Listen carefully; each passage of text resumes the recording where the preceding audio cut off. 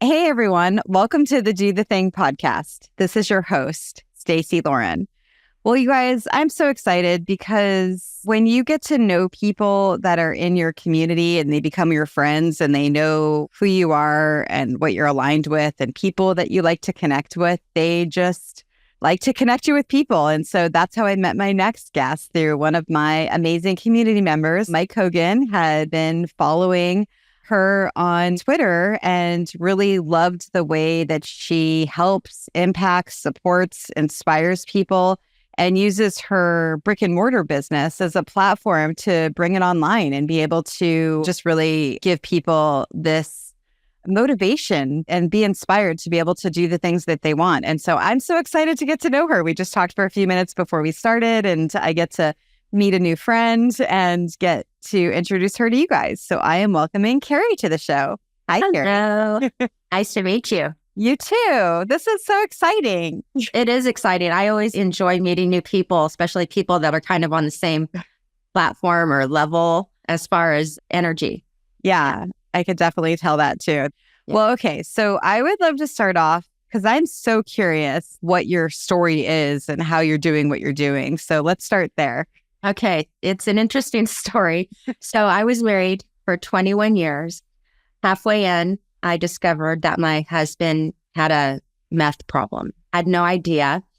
Tried to help him for the next 10 years to no avail. Like we did, I flew in an interventionist. We went to counseling. I mean, we did everything and to no avail. So finally I said, I want a divorce and you need to get a job so you can support yourself because me and Madison are going to go start a life somewhere. And I ended up doing cupcakes for my best friend's daughter's birthday. And I had this whole spread out with balloons and colored letters out of chocolate. And I walked into her house and there's this big burly guy licking his fingers. And he goes, who the fuck made these cupcakes? And this girl pointed to me and he goes, you made these? And he said it in a way where I thought he didn't like them. I always want to vomit when somebody's eating my stuff because I'm like, are they going to hate it? And I said, yeah, I made it. He said, this is the best thing I've ever had. He goes, I don't like sweets. I don't eat sweets. You have to sell these. So that was the theme of the party. Everybody's like, you have to open up a bakery. Let's come up with the name. So all night, everybody's drinking. And yeah. So I took my tipsy self home. I walked around the corner and I looked in the mirror and I said, should I open a bakery? And the mirror said, hell yeah. So also note, we're about to have not recession, but when the real estate market crashed in 2007 to 2008. And so I was a realtor for 10 years. And so everything was drying up and I was freaking out because I had a husband who could not do anything. Mm-hmm. And I had to support my daughter.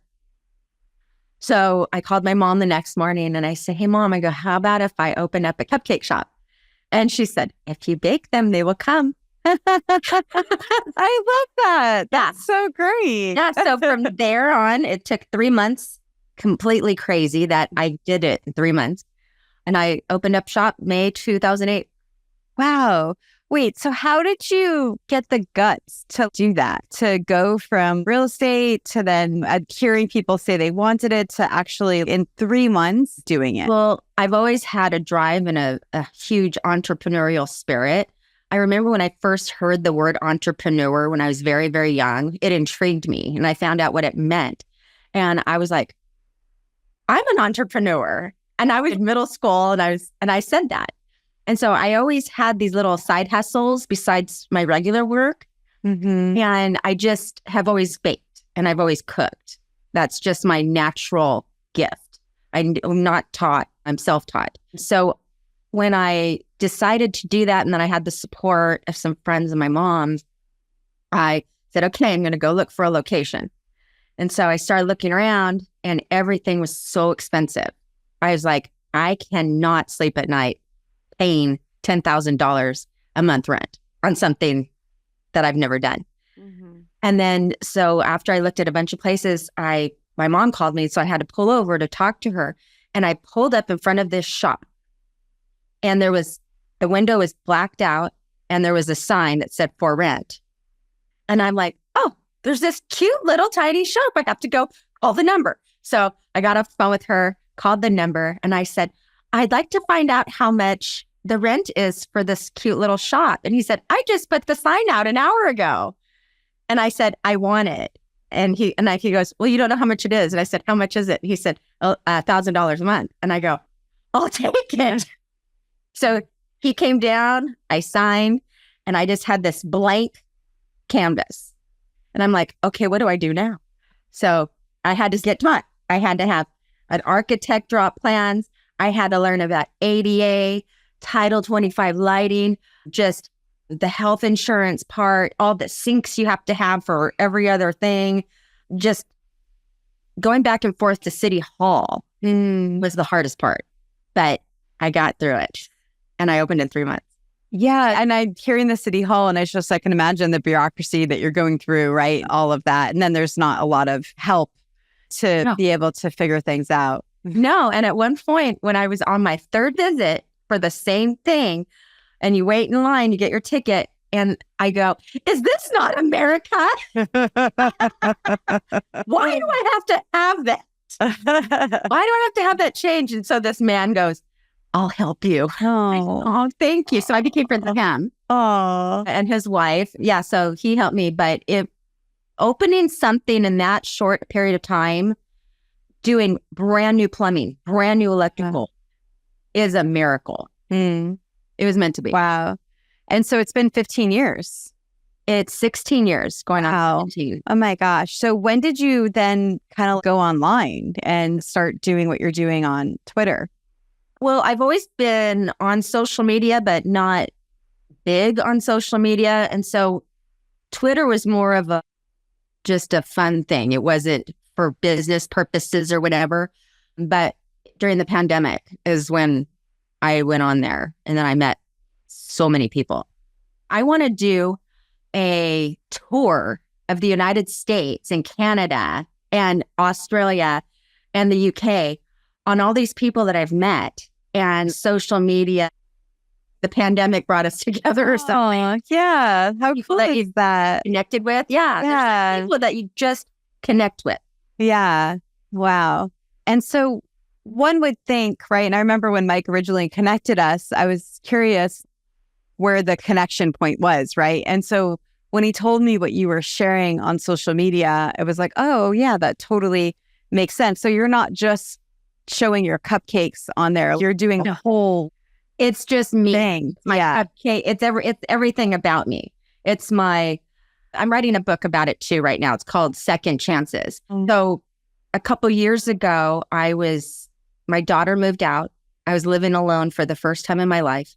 She took my 2 grand puppies with her. Never lived without a dog my entire life. So I saw them driving away in the U-Haul, and I heard that Kenny Chesney song, There Goes My Life. I go into a depression.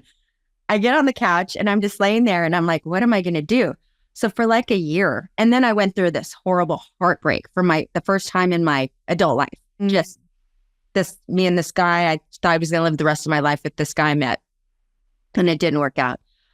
But so I would go to the shop and do minimal, come home and lay on the couch.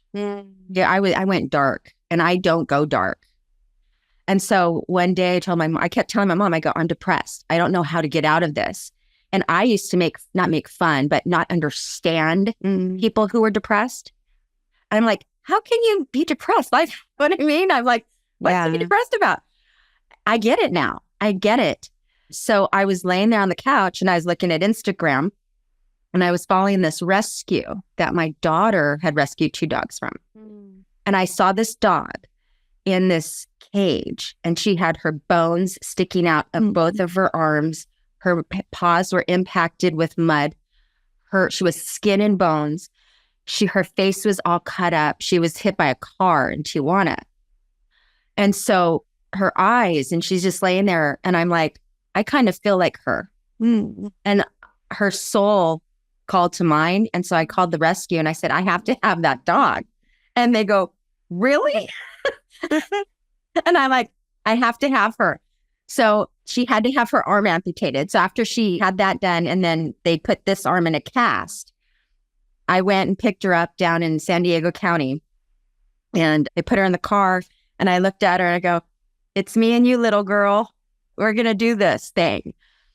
And so we went home, and I gave her love and fed her, took her to the vet 2 times a week for almost a year. She had the surgery, and the other arm had a metal plate put in it. And then she got cancer. She had a dog STD. So I saw her through 5 rounds of chemo. So then when she got cured from cancer, I got cancer. So luckily I'm cancer free now. And so for a whole year, I didn't know if I was going to have chemo. I didn't know if I was going to have surgery. I didn't know. I went dark. I saw my funeral. I saw my unconceived, unborn grandchild. I was just like, I don't want to get emotional, but I didn't know if I was going to live or die. So I just focused on Phoebe, and we got through it. I had surgery. I had a full hysterectomy. It took the cancer with it, and she was right there with me. She knew, and we brought each other back to life. We gave each other a second chance.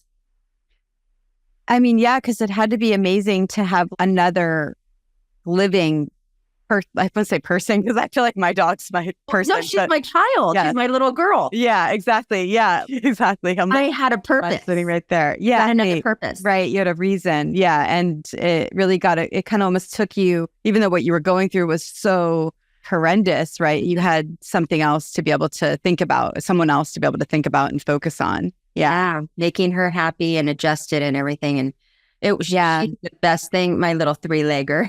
Now she runs at the beach. So how do you think you do that? Where it sounds like even with Phoebe and then with the business, you had, I've got to have that. I've got to do that. Where does that come from? Because I think a lot of people, they second guess those types of things. Where you are doing the thing, where you saw your business, you saw the space, and you were like, I've got to have that. And then you saw Phoebe, you're like, I need that dog. There's something there that is really powerful. There's something in my gut. I know I have a very good intuition. And if I get a thought in my head that's going to be a good thing, I know in my every fiber.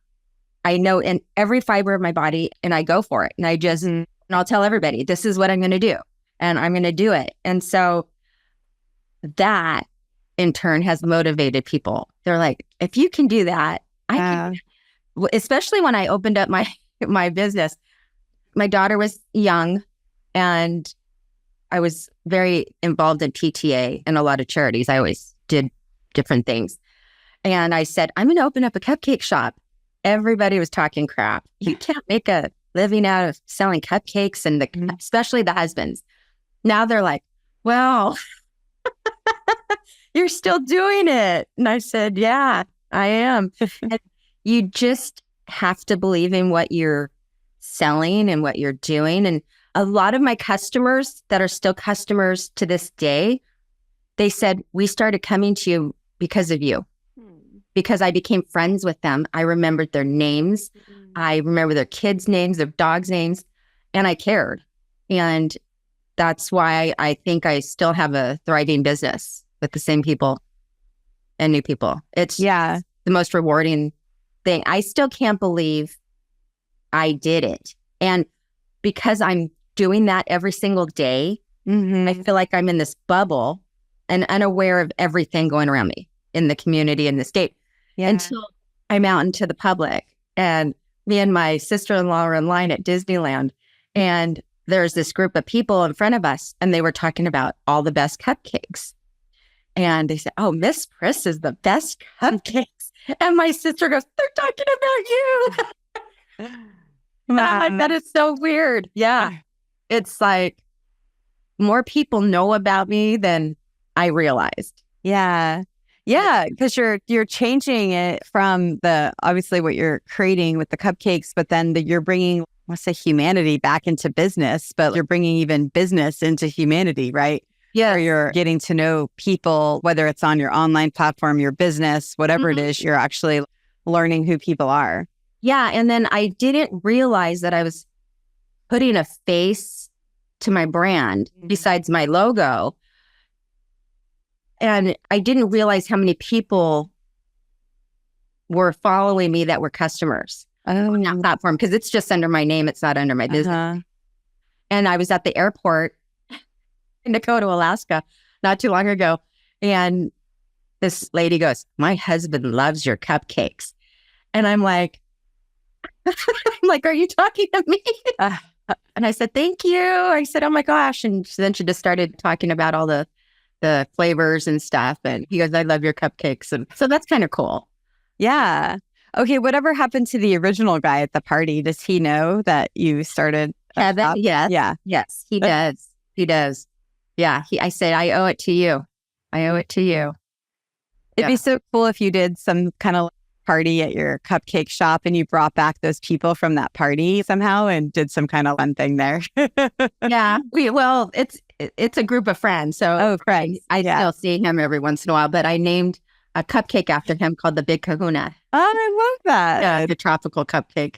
Yeah. Well, so, and I know you share a lot of inspirational things. What do you think are some things that inspire you, and how do you actually come up with the things that you share? Because with what you're sharing, from what I heard, it's like you're changing people just from, "I needed to see that today," is what that kind of thing is what you're hearing. Yeah, I get that a lot. So how that works is I'll wake up in the morning and I'll have a theme or a feeling like I need to be inspired today. I need somebody to inspire me. So then I'll post something saying, "Look at people, pay attention, be positive, vibe on a higher level, put your energy out there." If you have good energy, you're going to attract good energy, and you're going to attract the people that you want in your life or in your atmosphere there. And that's how pretty much I do it. Rarely will I post anything negative. And I don't mean negative, I'll mean sad or anything like that. It's usually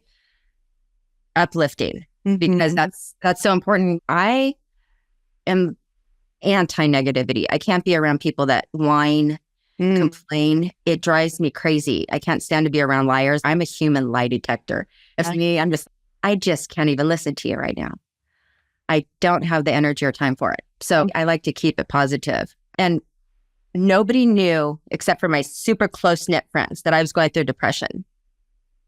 And I did a post. I said, "I just want to let you guys know I haven't been feeling right. I went through a depression. This is how it started. This is what I went through. And this is kind of how it ended." And it kind of ended with my dog pulling me out of it. And my friend's husband goes, "Wow, if Karie can get depressed, anybody can get depressed." Yeah. Because people were shocked. They're like, "You really hit it well." And I do. I was. I just you just put your happy face on when you're around people. Try to make people happy still when you're not. It's funny, going through midlife. I'm going to be 58. And it's been a lot. I've had a lot of stuff. I mean, amazing stuff happen in my life. But I've had a lot of traumas through some relationships in my past that I'm also going to write about in the following memoir called The Addict's Wife. Oh, yeah. Yeah. So I want my negative experience to impact people in a positive way. You can get out of this. This is what you need to do.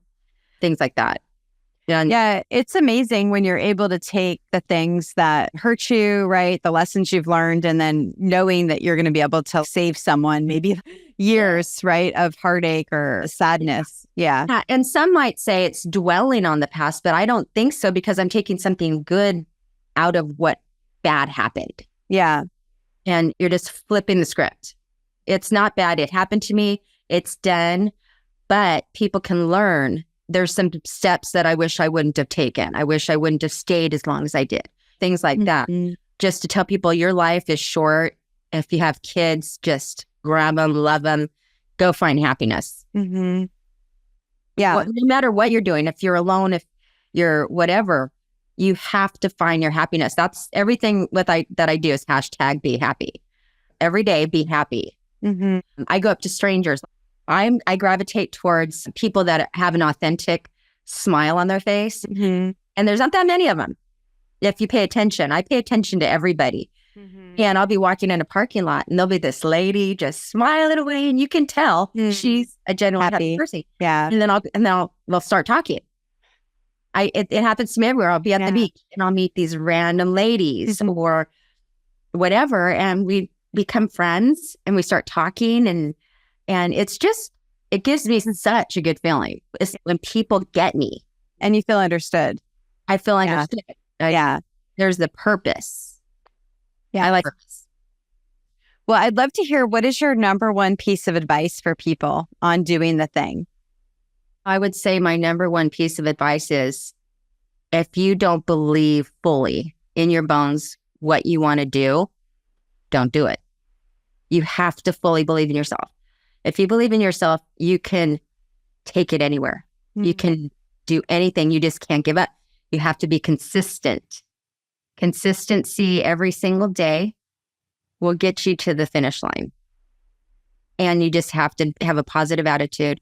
And on the bad days, you just have to put on your happy face, your big girl panties, and just keep going. How do you suggest somebody keep going when it is hard?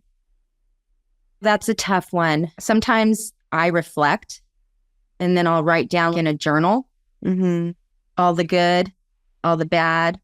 And then the good usually outweighs the bad. And then I always tell myself, this will pass. This will pass. You always get over the hump. You always get over the hump, and you're going to get over the hump. And have faith. I'm a big person on faith and the universe. And so just believing in yourself. You have to. And sleep on it, pray on it is what I would say. Talk to your friends, people that, and it's not always friends. Sometimes friends can be not positive for you. You have to talk to people who understand, people that's in a like mind that can help you, maybe give you some advice on what to do next. And sometimes, a lot of times, it's fear. It's fear that holds you back. As sometimes people say it's fear of success, I have fear of failure. So sometimes I'll hold myself back for 10 steps, thinking about it for a while to make sure that what I'm doing is right. Less, I know for a fact in my bones that what I'm doing is right. And then I'll be full speed ahead. Yeah, especially because you already know how to tap into that, which is really good. Yeah. Yes. Yeah, I have a whole thing that I've experimented with, which now I just did a TED Talk on it 2 weeks ago, actually. That's when Mike was coming down for that. And it's about, I call it my people, which is different than your normal support network, your friends and your family. It's actually people that you share a goal with. So it could be people that are like business people or whatever you're going through, or if it's relationship people. And so that's how you're able to get through some of the stuff. It sounds like that kind of is what you were saying before, where you immediately feel understood by people who have that. Oh yeah. I love to feel understood. Yeah. Sometimes my ex-husband would look at me, he goes, I just don't get you. I don't understand how your brain works. He goes, you're just like, well, I don't know if it has anything to do with it, but I'm a typical Sagittarian. So I'm fine with wanderlust. I just do it. I just do every crazy thing there is. Yeah. That's just me, but I do like to be with people I get. Yeah. Well, please share how people can follow along with you in your journey. And then also, if they're in the area, share where they can get some cupcakes too. Okay. So my shop is called Miss Pris Cupcakes and Such. And we are in Long Beach, California, not too far from the Long Beach airport. You can find us on MissPrisCupcakesandSuch.com. I'm on Facebook, Miss Pris Cupcakes and Such. I'm on Instagram, Facebook under Karie Kearney, Cupcake Karie, or is it Karie Cupcake? I don't remember. Anyway, KarieKearney. That's my name. And that's the same for Twitter or X and Instagram. And that's how you find me. Great. Thank you so much for coming on. This was so good, getting a chance to connect with you. Thank you. I appreciate it. And I love how you're taking all of this and you're able to help people through the things that you've gone through. So yes, I love helping people. That's my number one thing. If I was independently wealthy, that's all I would do. I would just do philanthropy. I would help the vets and the dogs and help people move up to the next level. And thank you guys for listening. And if you have not checked out my Facebook group yet, go to dothethingcollaboration.com, or you could do the challenges in dothethingcommunity.com. And do the thing. Don't wait for opportunity. Create it.